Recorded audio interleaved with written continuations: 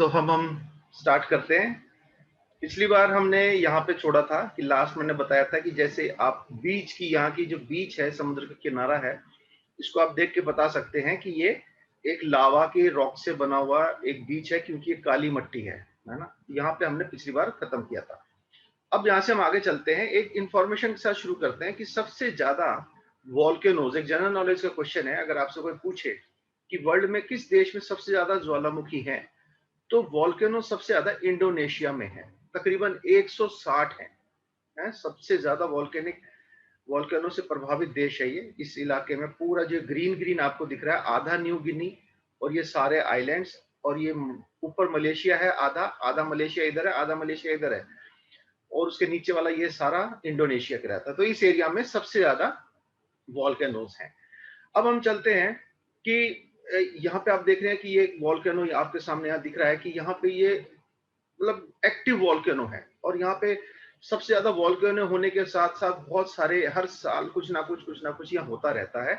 और इस माउंटेन को जो मैं अभी आपको दिखा रहा हूँ, इसको बोला जाता है मेरापी। ये अभी कुछ साल पहले 1994 भी फटा था, और काफी लोग इससे मर भी गए थे हैं। तो ये एक उदाहरण है कि इंडोनेशिया में बहुत ज्यादा एक्टिव वॉल्केनोज हैं। अब एक बात आती है कि सबसे पुराना एक्टिव वॉल्केनो कौन सा हो सकता है। एक्टिव वॉल्केनोज दुनिया में हम उसको कहते हैं जो जो फटे थे और फट सकते हैं, है ना, और अभी भी उनमें से धुआं निकल रहा हो सकता है, या वो किसी समय पे भी फट सकते हैं। वो एक्टिव हैं, उसके अंदर आपको रंबलिंग की आवाज और कुछ ना कुछ आती रहेगी। तो दुनिया का सबसे पुराना अगर वॉल्केनो जो एक्टिव माना जाए तो माउंट एटना है, जो मैंने आपको इटली में बताया था। ये 3.5 लाख साल से एक्टिव है, 3.5 लाख साल पुराना है। ज्यादातर आप जो देखेंगे, आप लाख साल देखिए। एक चीज और समझ लीजिए कि जो हम जियोग्राफी की बात करते हैं और जियोलॉजिकल टर्म्स की बात करते हैं, तो टाइम स्केल जो है ना, वो साल 2 साल में नहीं होता, ये हजारों सालों की बात होती है हजारों लाखों साल में। तो ये हम कहेंगे कि सबसे पुराना एक्टिव वॉल्केनो अगर आपसे कोई पूछे तो माउंट एटना इटली में सबसे 3.5 लाख साल से एक्टिव है, अभी भी एक्टिव है। और फिर भी आप देख सकते हैं कैसे लोग यहाँ पे रह रहे हैं नजदीक में, ये कितना रिस्की है यहाँ रहना। अब हम चलते हैं, एक बात और इंफॉर्मेशन आपको बता दूं कि मैग्मा और लावा में क्या फर्क है। पिछली बार एक किसी ने मुझसे फोन करके किसी ने पूछा, सर ये मैग्मा और लावा में क्या फर्क है। तो मैग्मा वो होता है जब जमीन के अंदर होता है, जब तक वो जमीन के अंदर है तब हम कहेंगे मैग्मा। जैसे यहाँ पे आप देख रहे हैं ये मैग्मा है और ये कोर के अंदर भी मैग्मा है। पर जैसे ही जमीन के बाहर आ जाता है, पट के यहाँ से बाहर आएगा, ऊपर से बाहर आएगा, तो हम कहेंगे कि ये लावा बन गया। अब ये लावा है, चीज एक ही है, सिर्फ एरिया का फर्क है। जमीन के नीचे रहता है तो मैग्मा है, बाहर आ गया तो लावा बन गया। Just for information. अब हम चलते हैं आगे कि एक वॉल्केनो को हम, जैसे हम अर्थक्वेक को रिचर स्केल में नापते हैं, है ना, कि भैया 6.5 का अर्थक्वेक आया था, 4.2 का आया था, ऐसे आप सुनते हैं, न्यूज में पढ़ते हैं।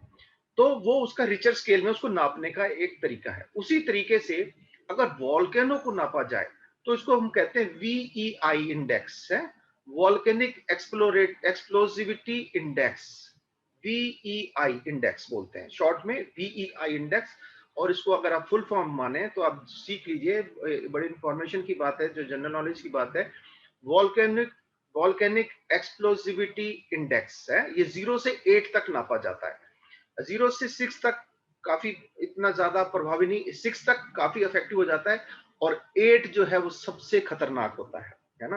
आप कहेंगे सर कभी 8 आया था? तो बहुत आए थे। मैंने आपको जो आपको दिखाया था, टोबा वाला दिखाया था, और आपको कुछ और दिखाऊंगा, मैं और भी दिखाऊंगा। तो ये जो है 8 मतलब सुपर वॉल्केनो, इसको बोलते हैं सुपर वॉल्केनो है। सुपर वॉल्केनो एक टर्म आता है, वो क्या होता है वो भी मैं आपको बताऊंगा। तो आपको सबसे पहली बात बता रहा हूं कि आप देखिए यहाँ पे किस तरह से इसका नाम दिया गया है, और इसको कैसे नापते हैं कि भैया ये सुपर वॉल्केनो था या कौन सा। एक तो स्केल के हिसाब से नापते हैं, दूसरा कितना इसके अंदर से सामान निकला, कितना पत्थर, कितना लावा इसके अंदर से बाहर निकला, कितनी राख निकली, कितनी डस्ट निकली, उसके नाप से इसको नाम दिया जाता है। उसी के हिसाब से इसको इंडेक्स में नाम दिया जाता है। तो अगर 1000 से ऊपर चला जाता है, 1000 क्यूबिक किलोमीटर से ज्यादा सामान बाहर आता है उस एक्सप्लोजन में, तो हम कहेंगे कि ये सुपर वॉल्केनो है और इंडेक्स 8 का वॉल्केनो है। ठीक है, अगर 1000 से ऊपर होता है। तो अगर हम आगे चलते हैं, अगर आप ये देखिए तो अब सुपर वॉल्केनो है क्या? तो मैंने आपको बताया 2 चीजें इसमें ध्यान रखने की हैं सुपर वॉल्केनो का, कि वो वीईआई इंडेक्स में 8 का होना चाहिए, और दूसरा क्या होना चाहिए, उसके अंदर से जो मलबा निकल रहा है वो 1000 क्यूबिक किलोमीटर से ज्यादा निकलना चाहिए। अब आप कहेंगे साहब 1000 क्यूबिक किलोमीटर क्या होगा? तो 1000 किलोमीटर यूं, 1000 किलोमीटर नीचे, 1000 किलोमीटर चौड़ाई लंबाई जो है एक स्क्वायर की तरह से, क्यूब अगर माने तो वो जो क्यूब बनेगा उसको कहेंगे 1000 क्यूबिक किलोमीटर। तो अगर वो 1000 क्यूबिक किलोमीटर जितना सामान बाहर निकल रहा है, अब देख लीजिए कितना निकलेगा। 1000 किलोमीटर आप सोच लीजिए चौड़ाई लंबाई उसकी, बहुत जबरदस्त एक्सप्लोजन है, बहुत जबरदस्त तरीके से निकलता है। और आप देख सकते हैं माउंट हेलिना, जिसको मैंने आपको पिछली बार दिखाया था, वो देखिए कितना छोटा है, उसका सिर्फ 0.25 किलोमीटर। तो आप उससे आइडिया लगा सकते हैं कि दुनिया का सबसे खतरनाक, जो मैंने आपको बताया था, सबसे बड़ा जो एक्सप्लोजन हुआ था वो आज से 74,000 साल पहले हुआ था। उसके अंदर से 2800 स्क्वायर ये क्यूबिक किलोमीटर सामान निकला था। तो कितना मासिव होगा, कितना खतरनाक होगा, आप उससे आइडिया लगा सकते हैं, हैं? 28,000 किलोमीटर यूं, 28,000 किलोमीटर उसकी चौड़ाई लंबाई, एक पूरा ब्लॉक बना दें, इतना सामान जमीन के नीचे से निकला। तो और तीसरी बात इस सुपर वॉल्केनो की होती है कि जब ये फट जाता है तो ये एक तरह से अपने अंदर कैल्डेरा बनाता है, जो मैंने आपको पिछली बार भी बताया था। कैल्डेरा क्या होता है? जब बहुत जगह से एक साथ बहुत मासिव तरीके से ज्वालामुखी फूटे तो उसकी साइड की जो दीवारें होती हैं वो उसको अब झेल नहीं पाती, तो वो अंदर को गिर जाती, कोलैप्स हो जाती है, अंदर को एक बड़ी सी झील जैसी बन जाती है। तो ये 3 बातें मिलकर बनती है सुपर वॉल्केनो। है तो सुपर वॉल्केनो अभी भी 20 करीब एक्टिव है हमारे दुनिया में, जो किसी समय फट सकते हैं, है? तो आपको मैं एक थोड़ा सा आपको दिखाता हूं सुपर वॉल्केनो के बारे में। Supervolcanoes are the most violent and complex class of volcanoes.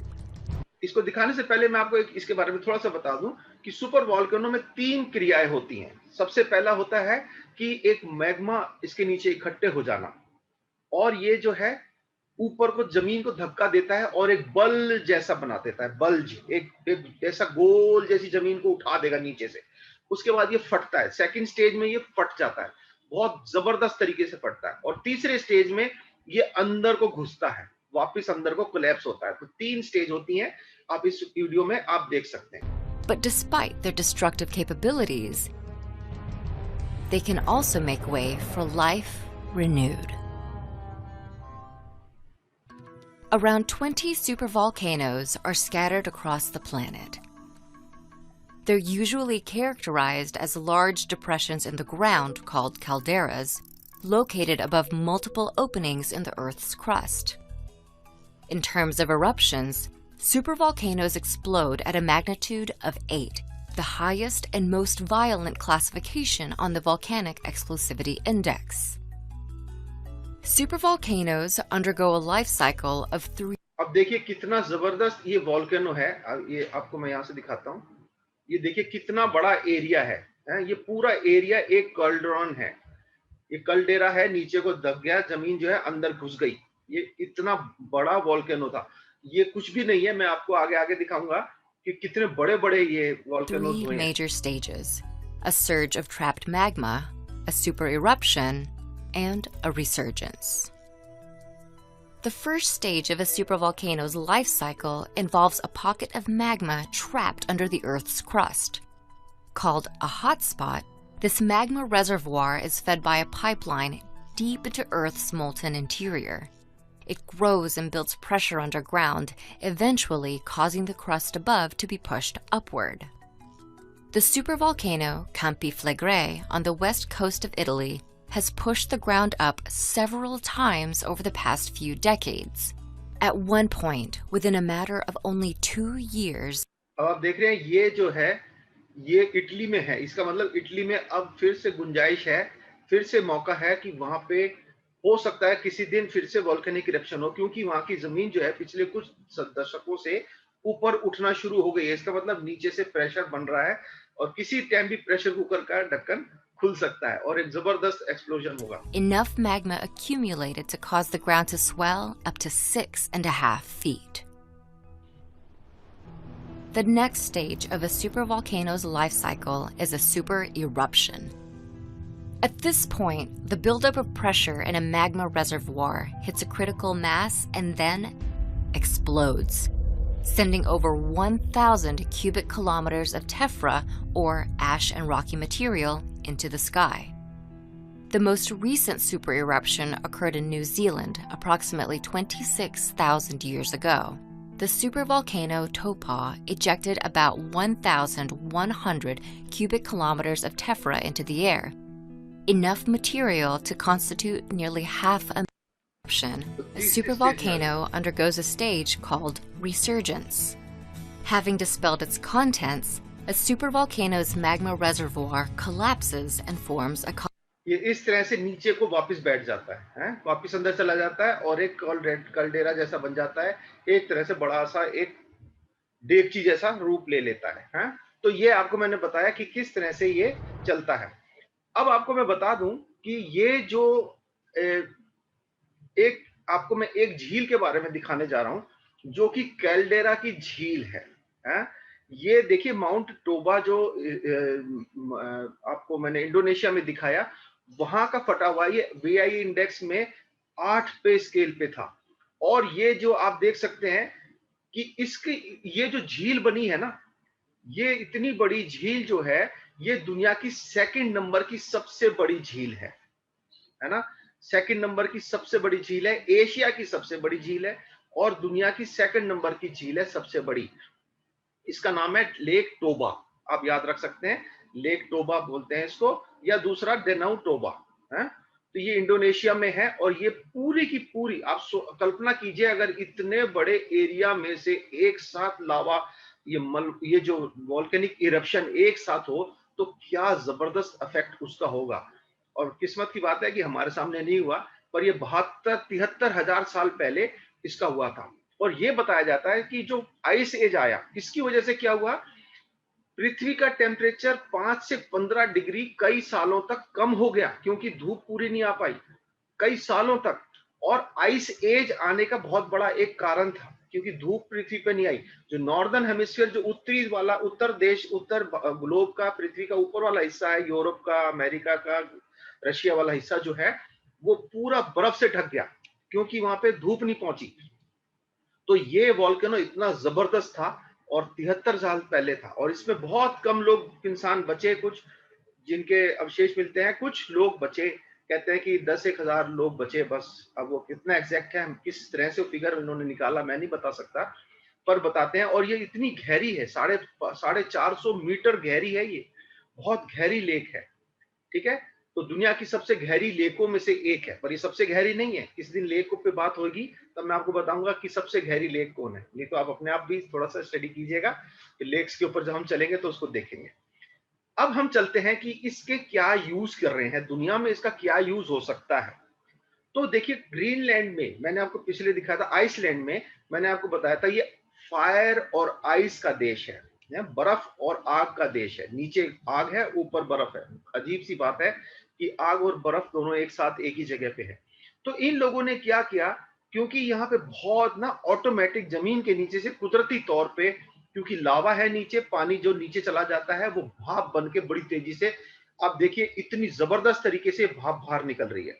तो इन्होंने क्या किया, ये जो अब मैं आपको एक डिजाइन में बता रहा हूं कि ये यहाँ पे पानी था, इस पानी को, ये पानी इनको नीचे छोड़ते हैं, और यहां से ये पानी जब लावा के इसमें कांटेक्ट में आता है तो ये स्टीम बन के ऊपर आता है, ये स्टीम बन के ऊपर आता है यहाँ से।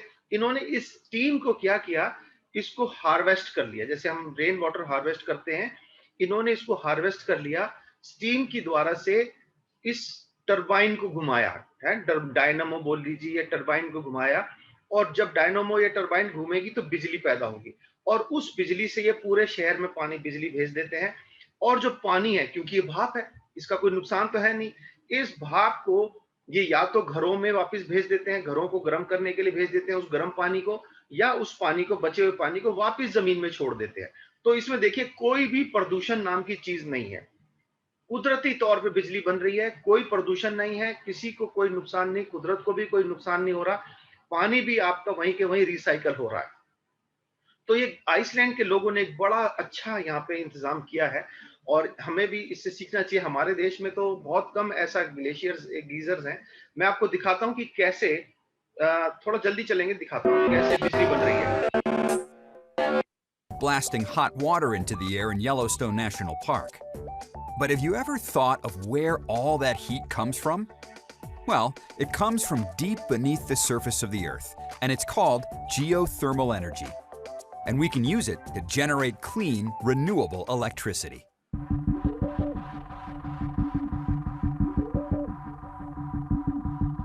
Okay, here's how geothermal works.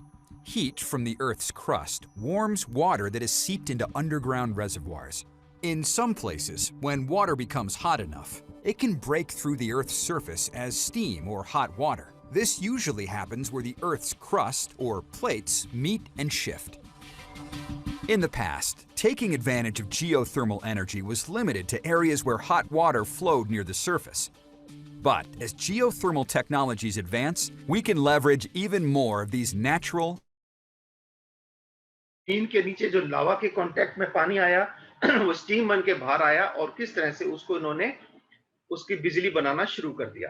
खैर, अब आगे चलते हैं। अब हम कहें भी हमारे देश में कहीं ऐसा है कि भाई कहीं से गर्म पानी ऐसा निकलता हो, तो कुछ जगहें हैं हमारे देश में भी, पर ऐसा नहीं है कि जैसे स्टीम वहां पे निकल रही थी इतना जबरदस्त तरीके से निकलती हो। तो कुछ मैं आपको दिखा रहा हूँ, जैसे हमारे सोना में आप जाएं, दिल्ली में सोना है, दिल्ली से आगे हरियाणा में जैसे ही घुसेंगे तो मथुरा रोड पे जैसे चलेंगे तो सोना एक जगह आती है। वहां पे एक तालाब है, इसके अंदर गर्म पानी है, पर आप देख सकते हैं इतना गर्म पानी नहीं है कि आदमी खड़ा ना हो सके। इसमें एक बार तो घुसने में गर्म लगता है काफी, और उसके बाद आप एडजस्ट हो जाते हैं, आपको जलाएगा नहीं, और इसमें लोग नहाते हैं। तो ये भी एक सोना के, ये आप कहेंगे कि क्या सोना के नीचे वोल्केनो फूट सकता है? वहां पे फूट नहीं सकता, पर यह है कि वहां थर्मल एक्टिविटी काफी है। वहां दो शीटें पृथ्वी की जो सिस्मिक सिस्मिक जोन में आ रहा है वो, और वहां की जो चट्टानों की वजह से, गर्म चट्टानों की वजह से ये पानी गर्म हो रहा है। सल्फर वाटर है, लोग इसमें नहाते हैं जिनको स्किन की प्रॉब्लम होती है। दूसरा, आप सब जानते हैं मणिकरण का बहुत गर्म पानी यहाँ निकलता है। लोग इसमें देखिए खाना बना लेते हैं, इसी में, इसी पानी से खाना बना लेते हैं। और यहाँ पे गुरुद्वारा है, बड़ा नामी है। तो हमारे देश में ऐसी 2-3 जगह और हैं जहाँ पे गर्म पानी निकलता है, पर हमने अभी तक उसको हार्वेस्ट नहीं करना सीखा, ना उससे हम बिजली बनाते हैं। और देखिए जापान में लोग इससे बाथे नहाते हैं, इसके अंदर अपने आप को सिकाई करते हैं। लोग आते हैं ऐसे, इनको कपड़े पहना के ऐसा पूरा इस मट्टी में लिटा के, गरम गरम ये मट्टी है, लावा की गरम मट्टी है जो कि वॉल्केनिक मट्टी है, उससे इनको ढांक देते हैं।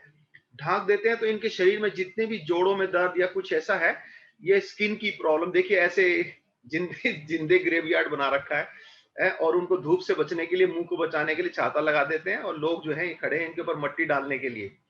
तो ये अपने आप को सिकाई करने के लिए, जोड़ों के दर्द के लिए, स्किन की प्रॉब्लम के लिए इसका प्रयोग किया जाता है। तो वॉल्केनो बड़ा फायदेमंद है ना? हमने देखा बिजली बनाने के लिए फायदेमंद है।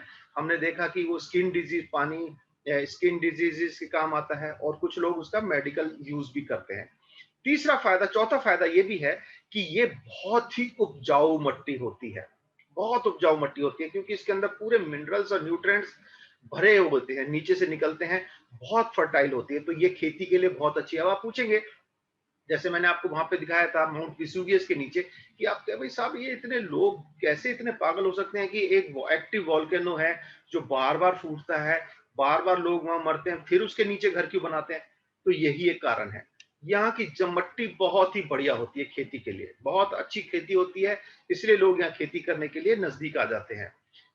तो आप ये देखिए कि कितनी अच्छी खेती होती है यहाँ पे, क्योंकि इसके अंदर से ना सारे मिनरल्स, जमीन को जितने भी न्यूट्रिएंट्स चाहिए होते हैं, जब वो टूटते हैं ना पत्थर, उसके अंदर जो न्यूट्रिएंट्स होते हैं वो सब बाहर आ जाते हैं, और इनके लिए बहुत ही ज्यादा फायदेमंद होता है। इसलिए सारी सिविलाइजेशंस जो हैं, ज्यादातर आप देखेंगे ये इसी के पास वॉल्केनो जहाँ पे होते हैं वहीं पे फ्लरिश होती है? तो ये एक फायदा ये भी है, चौथा फायदा।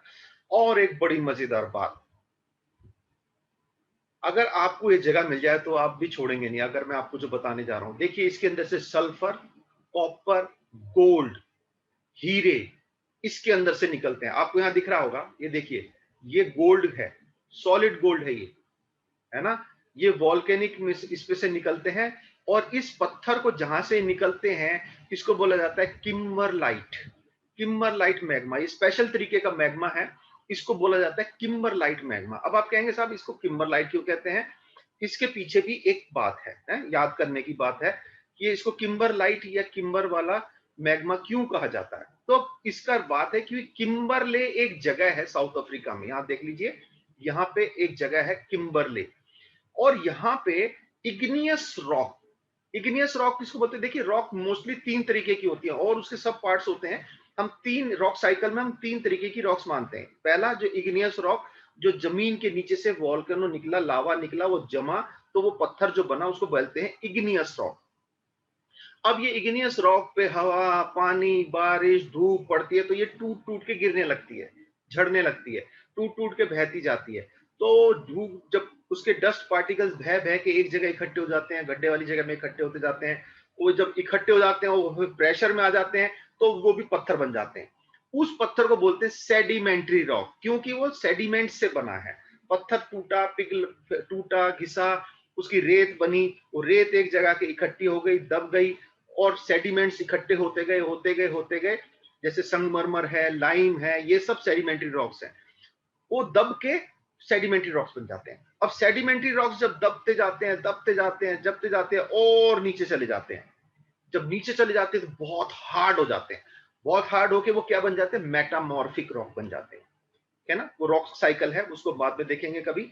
पर आपको मैं मेजर बता रहा हूं कि ये किम्बरले में यहां से इग्नियस रॉक निकलती हैं, जो कि उसके अंदर बहुत सारे हीरे, सोना और ये निकला है?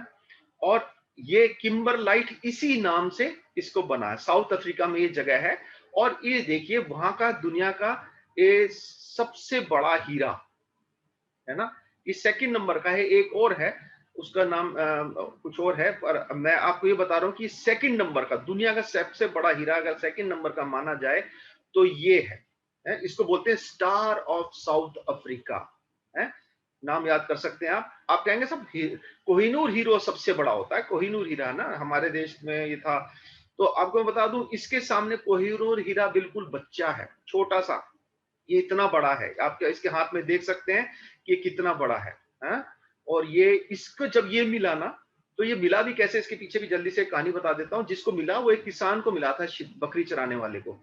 तो एक आदमी ने देखा इसके पास तो इतना बड़ा हीरा है, उस किसान को वैल्यू पता नहीं थी। उसने कहा मैं तेरे को 500 बकरियां, 500 भेड़ बकरियां दे देता हूँ, कुछ घोड़े दे देता हूँ, कुछ गधे दे देता हूँ, कुछ और ऐसी चीजें दे देता हूँ, पशु दे देता हूँ, तू मुझे ये दे दे। उस किसान ने उसको 500 बकरी और कुछ जानवरों के बदले में ये हीरा दे दिया।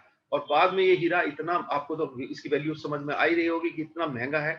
पर इसके बाद क्या हुआ कि जब लोगों को पता चला कि यहाँ पे हीरा निकला है, तो उन्होंने वहां पे गड्ढा खोदना शुरू कर दिया। तो एक बड़ी इसका आप देखिए, आप इससे लगा लीजिए, जब ये रॉ है ना, अभी ये रॉ, अब तो ये कट चुका है, पर जब ये रफ मिला था ना, ये देखिए 3106 कैरेट का था, और जबकि कोहिनूर हीरा सिर्फ 109 कैरेट का था, है ना। कटने के बाद और छोटा हो गया, 109 कैरेट का था, और ये 3106 कैरेट का है। तो आप लगा सकते हैं कितना बड़ा है।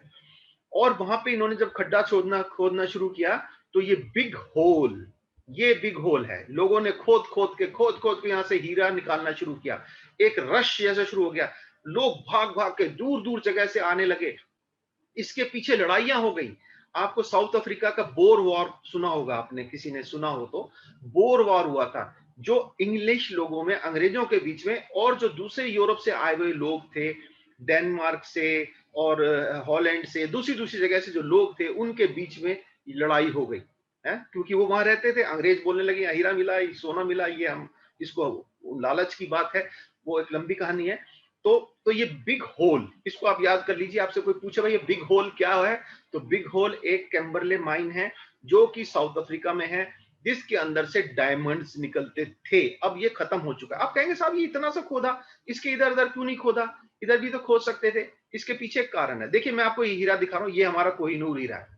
ये 108.93 कैरेट था जब ये एक रफ था। हीरा आता है एकदम टेढ़ा मेढ़ा सा, इसको काटा जाता है, छांटा जाता है, ताकि इसके अंदर से इसकी खूबसूरती निकले है। और एक बात और आपको बता दूं इसी के साथ, जब हीरे की बात हो रही है, कि दुनिया में सबसे ज्यादा एंगल से हीरे को काटने वाला टेक्नोलॉजी इजराइल के पास है। इतना छोटा सा देश है और उसको पास वो जितने एंगल से, हमारे देश में भी गुजरात में बहुत सारे हीरे वाले हैं, पर वो जितने एंगल से काटेंगे उससे कई गुना ज्यादा एंगल से इजराइल वालों के पास टेक्नोलॉजी है। तो ज्यादातर जो अच्छे हीरे होते हैं वो इजराइल से कट के आते हैं, जस्ट फॉर इंफॉर्मेशन। तो ये हमारा कोहिनूर हीरा है, आप देख लीजिए, जो इंग्लैंड के पास है। और ये आपका ये है स्टार ऑफ अफ्रीका, ये सबसे बड़ा वाला। खैर आगे चलते हैं। अब देखिए, ये इस तरह से किम्बरले माइन के अंदर से ऐसे पत्थर निकलते हैं और उसके अंदर ये आपको हीरे दिख रहे हैं, छोटे छोटे हीरे दिख रहे हैं। चले मेरे ख्याल वहीं चलते हैं, एक आध पत्थर लेके आ जाते हैं, काम बन जाएगा। खैर, अब आपको मैं बता रहा था कि भैया उन्होंने इतना ही खोदा, आगे क्यों नहीं खोदा? तो अब इसके कारण है कि किम्बरले वाली जो होती है, इसको पाइप शेप की होती है।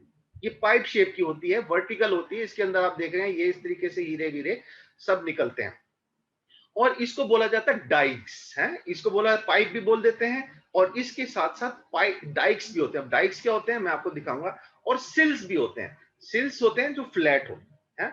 अब डाइक्स क्या होते हैं मैं दिखाता हूं। तो इसलिए उन्होंने इसी एरिया को खोदा। अगर इधर खोदते रहोगे कुछ नहीं मिलेगा आपको, है ना। ये कुदरती है, ये मैग्मा स्पेशल मैग्मा था, जो किम्बरलाइट मैग्मा था, जो एक पाइप के शेप में होता है। इसलिए उन्होंने इसी एरिया को खोदा, इसलिए ये बिग होल बन गया, ठीक है। अब ये बड़ी से पानी का गड्ढा बन गया, वहां हीरे बंद हो गए। अब डाइक्स क्या होते हैं आप देख रहे हैं, ये सारी चट्टानें यूं हैं, फ्लैट है, पर एक वॉल्केनिक लावा की वजह से ये ऐसे सीधी इन सबको फाड़ के सीधा खड़ा हो गया। इसके अंदर से लावा आया और ऐसे आके वहीं पे ठंडा हो गया। तो इसको बोलते हैं डाइक्स, है ना। डाइक्स का और एग्जांपल दिखाता हूं। देखिए जैसे ये पूरा निकला है, इसके अंदर से ये बीच में से निकला है, ये डाइक्स है ना। और अगर यही फ्लैट हो जाए, हॉरिजॉन्टल हो जाए, तो हम कहेंगे कि ये सिल्स हैं, सिल्स। तो ये एक तरीके से इसके अंदर ये एग्जांपल है। पर ये जो वाला है किम्बरलाइट नहीं है, ये किम्बरलाइट नहीं है, ये सिर्फ एग्जांपल है। एग्जांपल आपको दिखा रहा हूं कि ये जो आपका डाइक्स होते हैं वो क्या चीज होते हैं। तो ये आपको समझ में आ गया। अगर आगे चलते हैं, और वॉल्केनो के क्या फायदे हैं। वॉल्केनो के रॉक्स के हम घर बनाते हैं, इसके पत्थर बड़े मजबूत होते हैं, इसके पत्थरों से घर बनाए बहुत मजबूत होता है। तो आप यहाँ देख रहे हैं कि इसकी माइनिंग होती है और लोग इससे घर बनाते हैं, क्योंकि ये बहुत मजबूत लकड़ी है। इंडोनेशिया में सबसे ज्यादा इसके यूज होता है, बिल्डिंग ब्लॉक्स की तरह इसको यूज किया जाता है। एक बड़ी मजेदार बात है, हमने देखा था कि यहाँ पे इंसान उसमें सो रहा है ना, ये सो रहा है अपने आप को गर्म करने के लिए, इन्होंने इस काम को यूज किया। तो जानवर भी पीछे नहीं है, पशु भी, चिड़ियाएं भी पीछे नहीं है। देखिए ये एक बड़ी स्पेशल चिड़िया है, इसका नाम है मलियो, MALEO, मालियो। ये चिड़िया जो है ये अपने अंडे सेती नहीं है, इसने बड़ी अच्छी टेक्नोलॉजी सीखी हुई है। इंडोनेशिया की है, इंडोनेशिया में इतने वॉल्केनो होते हैं। इस चिड़िया ने क्या किया, ये सुलावासी जो आइलैंड है वहां पे ज्यादा होती है। एंडेमिक शब्द है, देखिए एंडेमिक, एंडेमिक मतलब जो उसी जगह के सीमित एरिया में रहने वाली है। ये वहां से अगर आप चिड़िया को कहीं बाहर ले जाएंगे ये सरवाइव नहीं करेगी, क्योंकि इसको अंडे को सेना आता नहीं है, ये वहीं रह सकती है। और इसके अंडे को बचाने के लिए, बड़ी डेंजर्ड चिड़िया है, इसको बहुत प्रिजर्व करने की जरूरत है। तो इसके अंडों को बचाते हैं, क्या करते हैं, जब ये अंडे देके चली जाती है। इस चिड़िया की खासियत क्या, एक बात और बता दूं, ये देखिए ये चिड़िया है, ये है, ये वॉल्केनो के पास ही अपने ये रेत को खड्डा खोदती है, वहां अंडे देती है और इसको ढाक के चले जाती है बस। और वो क्योंकि रेत में लावा की वजह से गर्मी है, ये गर्म है, तो उसके अंदर इसको कहां तक खोदना है, किस स्तर तक लेके जाना है, कहां तक वो मौसम मिलेगा, ये कुदरत ने इसको अकल दी है, ये स्पेशल अकल दी है इसको। उसको पता है कि कहां पे मुझे वो टेम्परेचर मिलेगा, तो वहां जाती है, वहां पे अंडे देती है। और वहीं पे ये इसके जब बच्चे निकलते हैं, ये बच्चों को देखने भी नहीं आती, इसके बच्चे अपने आप नीचे से खड्डा खोद के बाहर निकलते हैं और बचपन से ही इंडिपेंडेंट होते हैं। इनको बोला जाता है मेगापॉड्स। अब आप कहेंगे मेगापॉड्स क्यों है, मेगापॉड इसलिए बोलते हैं, पॉड मतलब पैर, मेगा मतलब बड़ा, ये बड़े पैर वाली चिड़ियाएं हैं। एक एग्जांपल और मैं आपको दिखा रहा हूं, पहले इसका थोड़ा सा वीडियो देख लीजिए, बड़ी मजेदार चिड़िया है ये। The man who watches over the Malayo and helps with the protection of them. इसको बचाने के लिए, क्योंकि लोग ना इसके अंडे चुरा लेते हैं, इसके अंडे बड़े बड़े हैं, उसके अंदर की जो जर्दी है वो काफी बड़ी है। जैसे हमारी मुर्गी के अंदर अंडा लेंगे तो सफेद वाला हिस्सा होता है और छोटा सा पीला हिस्सा होता है, पर इन चिड़ियाओं का क्या है, सफेद हिस्सा बहुत कम है और पीला हिस्सा बहुत बड़ा है, तो वो बहुत न्यूट्रिशियस है, तो लोग जो है इसके अंडे चुराते हैं खाने के लिए। एक डेलिकेसी है वहां के लोग, तो गवर्नमेंट ने इसको बचाने के लिए ये इस बीच के ऊपर डिप्लॉय कर दिया एक आदमी को कि भैया तुम इसकी रक्षा करना। ये क्या करता है, जब चिड़िया अंडे stays देती in है this wooden shelter. उसको लेके आ जाता है। The best way to observe the Malayo is to construct a blind out of palm fronds and enter the blind early, before dawn, and stay until the heat of midday when the birds retreat to the forest. Malayos used to breed in many more places in Sulawesi, but the number of sites has diminished by about 1/2 with the encroachment of people. They are hunted some, but the collection of their large eggs, considered a delicacy, is the biggest problem. The eggs are 4 times larger than chicken eggs.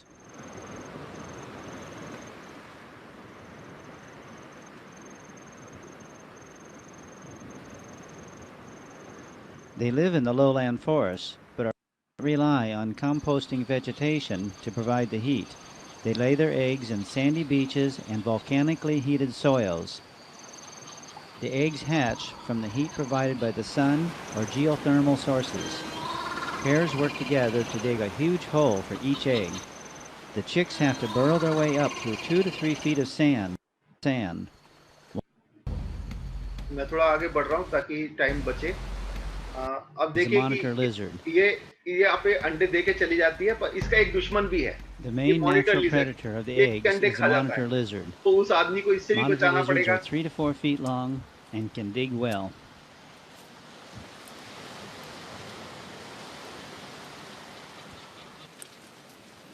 तो इस तरह से अंडों को जब दे के जाते हैं तो ये निकाल लेते हैं और उसको अलग तरीके से अलग जगह पे एक सेफ एरिया में उसको वहां पे उसको रख के उसी वॉल्केनो में ही रखते हैं, वॉल्केनिक सैंड में रखते हैं, पर एक कवर्ड एरिया में रखते हैं ताकि ये गो To आके help the उसको खा ना success जाए। rate, many eggs are retrieved and placed in a wire enclosure where the lizards and hopefully people ये ऐसे will not उसमें dig for them. बंद कर देते हैं They are watched ताकि ये यहाँ पे, अब देखिए अंडा कितना बड़ा है daily, इसका। and the chicks are allowed out of the enclosure as soon as they emerge from the sand. मुर्गी से 3 गुना बड़ा अंडा है। खैर आगे चलते हैं।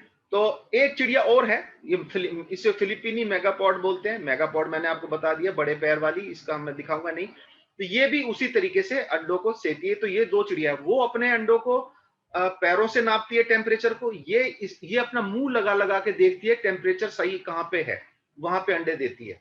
ये दोनों में ये फर्क है, ये फिलिपीनी मेगापॉड है। खैर आगे चलते हैं। अब एक बात आती है, पिछली बार भी किसी ने पूछा था साहब कि यहाँ पे जब वॉल्केनो फटता है तो बिजली क्यों चमकती है ना? वॉल्केनो में बिजली क्यों चमकती है? इसमें बादल तो कहीं है नहीं, तो ये बिजली कैसे चमक जाती है? तो ये 2 कारणों से इसका होता है। एक है क्योंकि जब बर्फ, राख और पार्टिकल्स हवा में उड़ते हैं तो वो आपस में स्टैटिक एनर्जी है ना, जैसे हम जब स्वेटर सर्दी में उतारते हैं अंधेरे में, तो हमारे जब स्वेटर उतारेंगे तो उसमें चट चट चट चट आवाज आती है। उसी तरीके से ये इसमें भी ऐसा हो जाता है और ये इस वजह से इसमें लाइटनिंग होती है। दूसरा, अगर बर्फ नहीं है, सिर्फ डस्ट पार्टिकल्स ही हैं, कहीं आप कहें भैया बर्फ, इतने गर्मी में बर्फ कहां से आएगी, है ना? तो वो जब डस्ट पार्टिकल्स भी ऊपर उठते हैं तो उसमें चार्ज बन जाता है, पॉजिटिव चार्ज ऊपर हो जाता है, नेगेटिव चार्ज नीचे हो जाता है।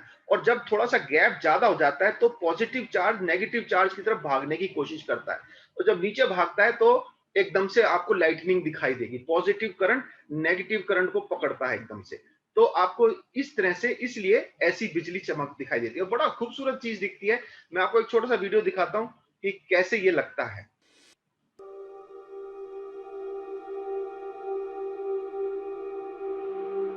A volcanic eruption is one of nature's most breathtaking displays.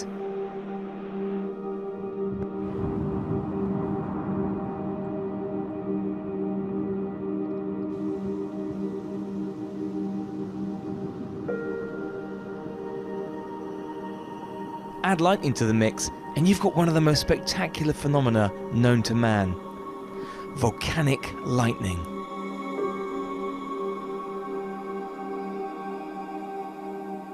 The science behind volcanic lightning has been hotly debated for years and it's still not fully understood. So what do we know? It isn't lightning striking a volcano, The cause of these bolts is fire and ice. First, let's tackle ice. Powerful eruptions send a plume of ash high into the atmosphere, where temperatures of -4 degrees Fahrenheit freeze particles within the plume. The frozen particles collide with one another, creating an electric charge. The positive and negative charges separate from one another. Eventually, the distance between them becomes too great. The result is a spectacular discharge of lightning high up in the plume.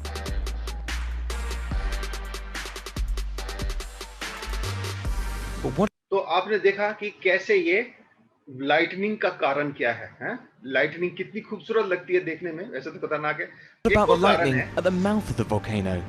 Ice can't possibly form in this यहाँ extreme बर्फ heat, नहीं है, but the breaking rocks around the mouth and ash particles within the plume are capable of creating huge amounts of static electricity, rubbing together in the same way particles do when they freeze, creating lightning. So what you're seeing is actually a volcano making its own lightning. तो ये इतनी जबरदस्त तरीके से बिजली आपको यहाँ दिखाई देती है। कोई बादल नहीं है, कुछ नहीं है, वॉल्केनो अपने आप अपनी बिजली बना रहा है, वॉल्केनिक लाइटनिंग हो रही है? या तो बर्फ के पार्टिकल्स आपस में टकराएंगे और वो सब उसके साथ टकराएंगे, या डस्ट पार्टिकल्स ही आपस में टकरा के स्टैटिक एनर्जी इलेक्ट्रिसिटी बनाएंगे। तो ऐसी लाइटनिंग आपको वॉल्केनो के इरप्शन में दिखाई देती है। खैर, आगे चलते हैं। अब वॉल्केनो को पढ़ने वाले साइंटिस्टों को कहा जाता है वॉल्केनोलॉजिस्ट। याद करने वाली बात है कि वॉल्केनो के साइंटिस्ट को क्या कहा जाता है, और सबसे खतरनाक काम है इन वॉल्केनोलॉजिस्ट का। सबसे ज्यादा साइंटिस्ट अगर कोई मरते हैं तो वॉल्केनोलॉजिस्ट ही मरते हैं, क्योंकि ये एक्टिव वॉल्केनो के पास, गैस के पास जाते हैं और वहां से सैंपल्स कलेक्ट करते हैं। तो और ये कभी भी फट सकता है ना, कभी भी फट सकता है। तो बहुत सारे लोग इसमें, फर्टिलिटी रेट जो है सबसे ज्यादा है, ये वहां पे जाते हैं जहां पे वॉल्केनो बिल्कुल एक्टिव है? और इसके बारे में, क्योंकि हमें पता लगाना है कि क्या इसका नेचर है, कब दोबारा फट सकता है, कब लोगों को बचाने के लिए इनको अपनी जान बाजी पे लगा के उसकी स्टडी करते हैं। तो ये बड़ा ही खतरनाक एक काम है, बड़ा एडवेंचरस भी है और बड़ा खतरनाक भी है। इसको बोलते हैं वॉल्केनोलॉजिस्ट। अब हम देखेंगे कि वॉल्केनो को कैसे, जिस पिछली बार निकिता ने पूछा था कि सर कैसे हम ह्यूमंस को पता चले कि वॉल्केनो फटने वाला है। पहली बात, ये इम्पॉसिबल है कि उसको हम बता दें कि साहब वॉल्केनो आज फूट जाएगा, पर हम ये कह सकते हैं वॉल्केनो फूटने वाला है, किसी समय फूट सकता है आगे आने वाले समय में, क्योंकि वो कुछ चिन्हों को दिखाता है। पृथ्वी कुछ चिन्ह दिखाने लगती है जिससे हम पता लगा सकते हैं कि इस एरिया में वॉल्केनिक इरप्शन होने के चांस है। सबसे पहली बात है, उस इलाके में भूकंप आने लगेंगे, है? तो आप भूकंप नापने के लिए आपको, जैसे आप यहाँ पे एक सैंपल है, तो सिर्फ अगर आप छोटे बच्चों को बना के दिखाना चाहते हैं सिखाने के लिए, तो आप उनको ये सैंपल बना के दिखा सकते हैं। तो ये पेपर के ऊपर जैसे ही ये जरा सा हिलेगा, इसमें टच होता है कलर से, ये जरा सा भी अगर आप टेबल को हिलाएंगे, इसको हिलाएंगे तो ये हिलेगा, तो यहाँ पे आपको पता चल जाएगा। तो अगर अर्थक्वेक आ रहा है तो ये अर्थक्वेक को हम ऐसे करके पता लगा सकते हैं कि यहाँ पे वॉल्केनो का आने का चांस है। चाइना में देखिए, 100 सबसे पुराना अगर कोई यंत्र माने कि अर्थक्वेक को नापने वाला, तो ये है। इसको बनाने वाले थे ज़ेंग हेंग, एक चाइनीज डायनेस्टी का एक आदमी था, ज़ेंग हेंग है। उसने एडी 132 में इंस्ट्रूमेंट बनाया था। ये ड्रैगन्स हैं, इनके मुंह में एक बॉल्स होती थी दांत के बीच में, और नीचे मेंढक मुंह खोल के खड़े होते थे। जैसे भी ये हिलेगा, ये 2 मीटर करीब ऊंचा है, 2 मीटर ऊंचा, चौड़ा, और हाइट और भी ज्यादा है। तो ये जब हिलेगा तो ये ड्रैगन के मुंह से जो बॉल है मेंढक के मुंह में गिर जाएगी। अगर इस वाले के मुंह से गिरी तो इसका मतलब वॉल्केनो, ये अर्थक्वेक जो है इस तरफ की साइड में हो रहा है। जिस तरफ को गिरेगा कहेंगे अर्थक्वेक का एपिसेंटर उस तरफ को है। तो ये स्टडी करने के लिए तो इसको यूज किया जाता था। एक इंफॉर्मेशन है सिर्फ, इसको सिस्मोस्कोप बोलते हैं, अर्थक्वेक को नापने वाले इंस्ट्रूमेंट को बोलते हैं सिस्मोस्कोप, ये भी एक इंफॉर्मेशन है। अब दूसरी बात हम कैसे बता सकते हैं, पहली बात आपको मैंने बताया कि पृथ्वी में जहां अर्थक्वेक आने लगेंगे वो बताने लगेगी कि अब यहाँ पे हम कुछ आइडिया लगा सकते हैं कि भाई यहाँ अर्थक्वेक बहुत आने लगे हैं, इसका मतलब यहाँ पे अब ज्वालामुखी फूटने के चांस हो सकते हैं। दूसरी बात, जमीन का अचानक से ऊपर उठ जाना या जमीन का अचानक से नीचे बैठ जाना, है ना, हम कहेंगे ये भी एक चिन्ह है। जैसे मैंने आपको इटली में दिखाया कि 2 साल के अंदर 6 मीटर जमीन ऊपर उठ गई। तो ये अचानक से उठ जाना और बैठ जाना ये एक चिन्ह है कि यहाँ पे ज्वालामुखी फूट सकता है। तो अगर हम ये चिन्ह दिख रहा है तो हमें अलर्ट हो जाना चाहिए। जैसे मैं आपको ये दिखा दूं, एक छोटा सा वीडियो दिखा देता हूं, वैसे तो टाइम कम है हमारे पास, जल्दी दिखाते हैं। One of the things moving magma tends to do is it tends to deform the surface of the earth. देखिए ये It tends to फैला रहा है cause the बाहर की surface तरफ। to bulge upward or to spread apart. One of the instruments we use to measure deformation is a tilt meter.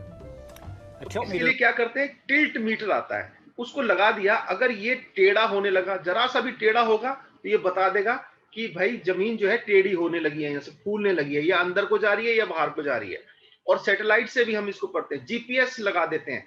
अभी GPS कैसे लगाते हैं वो भी दिखा देता हूँ, देख measures लीजिए। very subtle changes in the surface of the earth as magma accumulates beneath the station or moves upward, for example.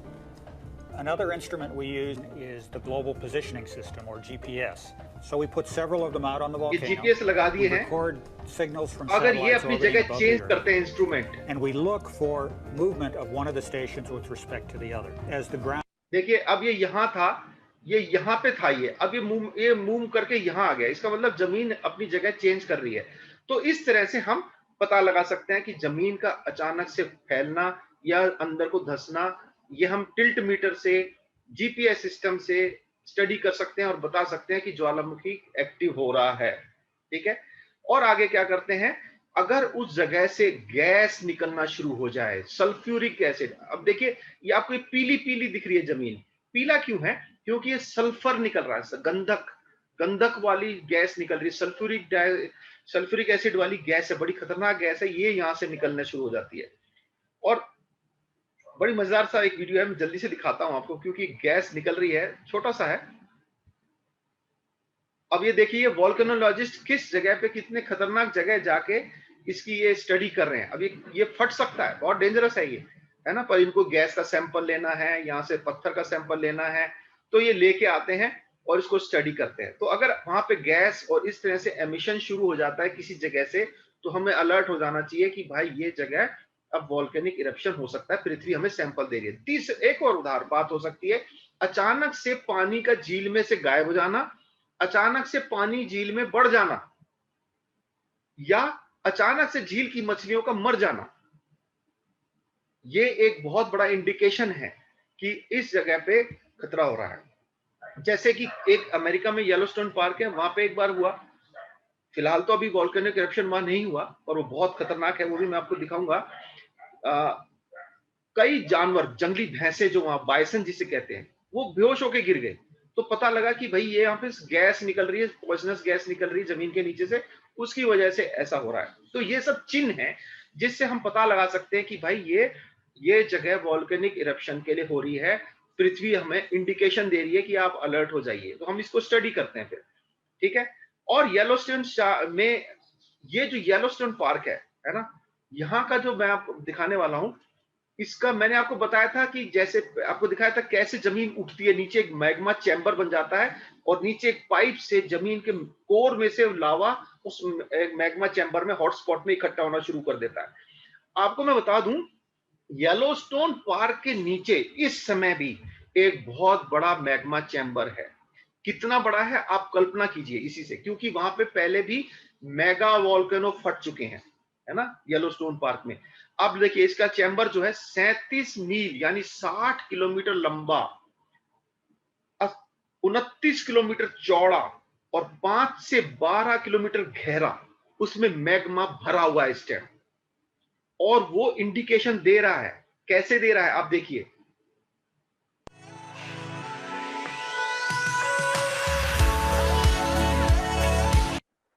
मैं इसकी वॉल्यूम कम कर दे रहा हूं आपको समझाने के लिए। देखिए कैसे वहां से ये पानी वहां से भाप बन बन के निकल रहा है, और यहाँ पे सल्फ्यूरिक, ये पूरा पीला पीला आपको दिख रहा है, इसमें से सल्फर वाला ये भाप वाला पानी निकल रहा है, क्योंकि ये नीचे से वॉल्केनो से टच हो रहा है। और ये पूरा का पूरा इलाका जो है ना, ये कैल्डेरा है। ये देखिए धधकता हुआ पानी निकलता है इसके अंदर से, पूरा गर्म लावा, एकदम उबला हुआ पानी आ रहा है ये। इसको येलोस्टोन पार्क बोलते हैं। क्यों बोलते हैं? क्योंकि सारी जगह येलो येलो येलो, सल्फर की वजह से सब येलो येलो हो गया है। और यहाँ पे एक द ओल्ड फेथफुल नाम का एक गीजर है ना। ये कई गीजर है यहाँ पे, जिसमें से ओल्ड फेथफुल एक बड़ा फेमस है, उसका नाम है ओल्ड फेथफुल। क्यों? पुराना विश्वास योग्य, जरूर फटेगा ही फटेगा, है ना। आप ये देखिए, ये है ओल्ड फेथफुल। इसका पानी का आप फ्लो देखना कहां तक जाता है। ये नीचे से धधकता हुआ पानी है। पानी इतना गर्म हो गया है कि वो जमीन में से इतना फाउंटेन बन के निकल रहा है। इसको कोई प्रेशर नहीं है कि पानी सिर्फ निकल रहा है, ये गर्म होने की वजह से, स्टीम की वजह से ये ऐसे निकल रहा है। तो ये एक चिन्ह है। यहाँ पे आप देखिए कैसे उबलता हुआ पानी निकल रहा है? पर 72,000 साल से ये नहीं फटा है अभी, है ना। ये एक्टिव है, इंडिकेशन दे रहा है। पर मैंने आपको बताया जियोलॉजिकल स्केल में ये हम कह नहीं सकते भाई कब फटेगा, है। खैर, हम आगे चलते हैं।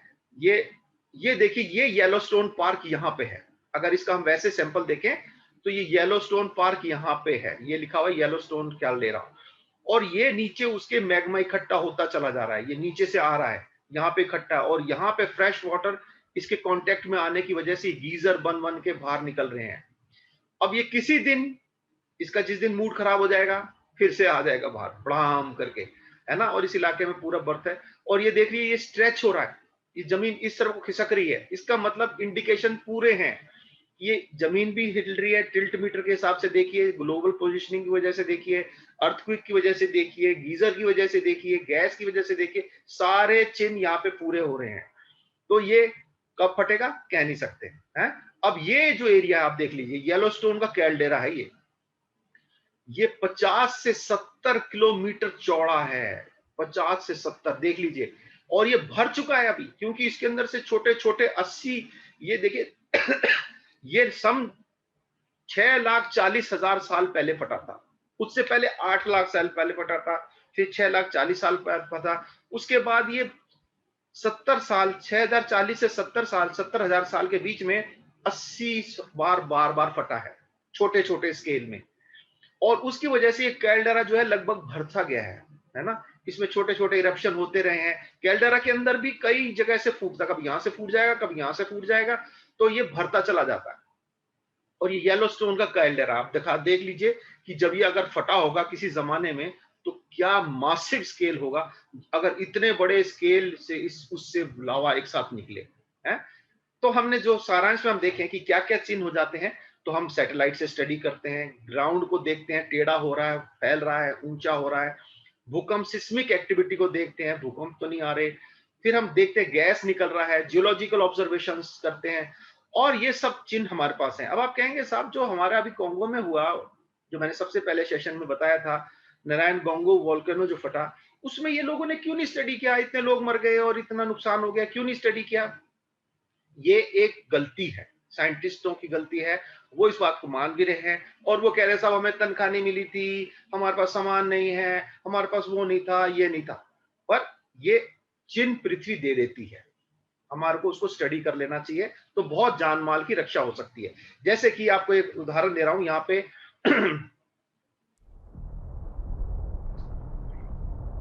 A volcanic eruption is a potent reminder of the power and potential devastation of geological events. ये हमारे को चिन्ह दे देते हैं। अब मैं आपको आगे से दिखाता हूँ थोड़ा। क्या गैस निकल रही है और ये Ground इकट्ठा हो रहा है। deformation can also occur, where the ground जमीन ऊपर swells उठ रही as है। the magma rises. Geologists studying Europe's largest volcano, Mount Etna, currently use sophisticated GPS receivers to record मैंने आपको बताया माउंट एटना इस टाइम सबसे एक्टिव, सबसे पुराना वर्ल्ड का एक्टिव वोल्केनो ये इटली है, और इटली का ये सिसिली आइलैंड है। वहां पे ये, यहाँ पे माउंट एटना है, माउंट वेसुवियस इधर है और ये माउंट एटना है। तो यहाँ पे ये वोल्केनो है। changes in ground level of several centimeters, which could indicate the onset of an eruption. But for longer-term prediction, scientists turn to seismology, the ये study सिस्मोलॉजी है, of भूकंप को पढ़ते हैं। earthquakes. इसको भी मैं आगे A चलता हूँ, थोड़ा आगे seismometer चल देते हैं। records the sound of rock breaking. एक और करते हैं सिस्मोलॉजी से। आप कहेंगे कैसे पता चलेगा भाई, एक भूकंप आया कैसे पता लगे? तो ये कहते हैं वॉल्केनो का सिंग, मैग्मा का गाना गाना, मैग्मा एक तरह से गाना गाता है, पता चल जाता है कि भाई अगर वो बार बार फ्रीक्वेंसी में आ रहा है, अगर फ्रीक्वेंसी तेज हो रही है, बार बार आ रहा है, तो हम कहेंगे भाई वॉल्केनो अब ऊपर आ रहा है, बहुत जल्दी फटने वाला है। अगर ये आज हुआ, उसके बहुत सालों तक कुछ नहीं हुआ, फिर एक हुआ, तो हम कहेंगे अब ये गाना गाना इसका शुरू नहीं हुआ है, अभी इसमें इतना खतरा नहीं है। देखिए कैसे गाना गाता है वो, आपको मैं सिर्फ आवाज तो नहीं सुनाई देगी, पर आप ग्राफ से समझ सकते हैं। ये एक सिग्नल, But दो। this method remains inaccurate for predicting the exact time of eruptions. Seismology can also be used to measure the resonance of the magma. When a volcano is बार-बार about आ to रहा है, erupt, बार-बार आ the रहा है, magma इसका मतलब resonates more frequently, creating a pattern on a seismometer called a long period event. The volcano is singing its song. I mean, actually, this is like chirping, if you want, with these. तो ये इस तरह से आप volcano का बता सकते हैं कि भाई वॉल्केनो बार बार उसकी फ्रीक्वेंसी बढ़ रही है, सिस्मोग्राफ की फ्रीक्वेंसी बढ़ रही है, इसका मतलब वॉल्केनो का आना नजदीक आ रहा है। वॉल्केनो का मैग्मा ऊपर चढ़ रहा है, उसको भी स्टडी करते हैं कि मैग्मा का पहले कितना नीचे था, अब कितना ऊपर आ गया, उससे पता लगा सकते हैं। और ऐसा करने से देखिए आप कैसे बच सकते हैं। In the year 2000, this method of studying long period events allowed ये जो साउथ अमेरिका में ये सब लोगों की जान बच गई, क्योंकि ये इनको इस सारी स्टडीज करने से पता चल गया हमें कि वॉल्केनो फटने वाला है, और इन लोगों को इवैक्यूएट करा दिया गया, वहां से खाली कर दो, ये खाली हो गए तो बच गए, नहीं तो ये सारे लोग मारे जाते हैं। साउथ अमेरिका का एक बात है। खैर हम आगे चलते हैं। अब हम जल्दी से खत्म करने वाले उस पर आगे कि वॉल्केनो के, अगर हम तो उस इलाके में नहीं है जहां पे वॉल्केनो होता है, खुदा ना खास्ता आप कभी घूमने जाते हैं या आपकी कभी बड़े होते हैं, आप नौकरी लगती है, आप ऐसे इलाके में आपकी नौकरी लग जाती है, इंडोनेशिया में लग जाती है, या आप आइसलैंड में चले जाते हैं, तो आपको वॉल्केनो के टाइम पे क्या करना है, क्या नहीं करना, क्या करना है, थोड़ा सा जल्दी से बता देता हूं। सबसे पहली बात तो आपको अगर बोला जा रहा है कि आप जगह खाली कीजिए, आप खाली कर दीजिए। आप नीची जगह पे मत रहे, क्योंकि मड फ्लो, जिसको मैंने लहार बताया था, लहार जो गर्म राख एकदम से आती है पानी के साथ मिलके, वो वहां से, क्योंकि वो एकदम ढलान में आएगी, तो आप नदी नालों से दूर हो जाएं, ऊपर को चले जाएं, है ना, वैली से दूर रहें, और आप जो जरूरतमंद है उनकी मदद करें। फुल स्टीम के कपड़े पहने, नहीं तो आपको राख जला देगी। रेडियो से सुने, मुंह पे मास्क लगा के रखें, और आप अपने दरवाजों के अंदर रहें। गाड़ियां ना चलाएं, क्योंकि गाड़ी के पीछे भागेंगे तो गाड़ी भी बंद हो जाएगी और आप भी पीछे फंस जाएंगे। और उससे पहले क्या क्या करना है आपको, अगर जैसे पता चल रहा है कि फ्रीक्वेंसी बढ़ रही है, गैस का कलर चेंज होता जा रहा है जो उसके अंदर से निकल रही थी, वेजिटेशन मरने लगी है, मछली मरने लगी है, पानी सूखने लगे हैं, या पानी एकदम से बढ़ने लगा है, या आप देखते हैं कि बहुत सारे चीजें, गैस निकलने लगी है, अर्थक्वेक आने लगे हैं, तो आपको जल्दी से क्या करना है, तैयारी करते हैं, शुरू कर देनी चाहिए। क्या क्या मेडिकल आप तैयारी कर लीजिए, खाने पीने का सामान रख लीजिए, है ना, ड्राई राशन रख लीजिए। और आप क्या करना है, उस अगर होता है जिस समय, उस समय आप बाहर ना निकलें, भागने की कोशिश ना करें, या तो पहले निकल जाएं या तो उसके टाइम में ना निकलें, नहीं तो आप फंस जाएंगे। और आपको जब हो जाता है, अपने जानवरों को अंदर कर लीजिए, अंदर है, नदी नालों से दूर रहे, और होने के बाद अपने छत को खाली कर दीजिए, क्योंकि छत के ऊपर ये जमा हो जाएगा और बहुत ही भारी होता है, एक तरह से पत्थर की तरह होता है। तो जब ये वेट पड़ेगा तो आपका घर, लेंटर वेंटर सब नीचे घुस जाएगा, है ना, दबा देगा आपके घर को। और पानी से धोने की कोशिश ना करें। अगर ये पेड़ पौधों पे गिर गई है तो पहले पेड़ों को झाड़ दीजिए। अगर आपने पानी डाल दिया तो ये वहीं की वहीं चिपक जाएगी, आपका पेड़ भी मर जाएगा। तो ये सारी चीजें हैं।